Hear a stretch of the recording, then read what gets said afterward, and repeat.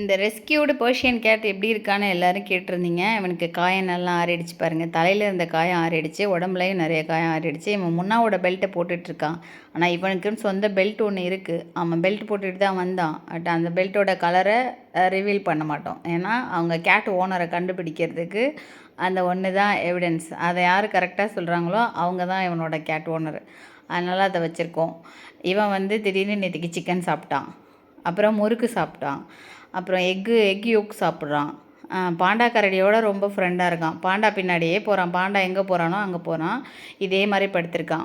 காயம் தலையில் இருந்தது, அதெல்லாம் பஸ் வச்ச ஊண்டு எல்லாமே கம்ப்ளீட்டாக க்யூர் ஆகிடுச்சு. ஆனால் வந்து கால் ஒரு சைடு, லெஃப்ட் சைடு பின்னாடி காலை வந்து தாங்கி தாங்கி நடக்கிறான். இப்போ தான் நல்லா நடக்க ஆரம்பிச்சனால இப்போ தான் கண்டுபிடிச்சோம். பாண்டா எங்கே தூங்குறானோ எங்கே படுத்திருக்கானோ அங்கேயே போய் போய் உட்காந்துருக்கான். அவனை விளையாட கூப்பிட்டுக்கிட்டே இருக்கான்.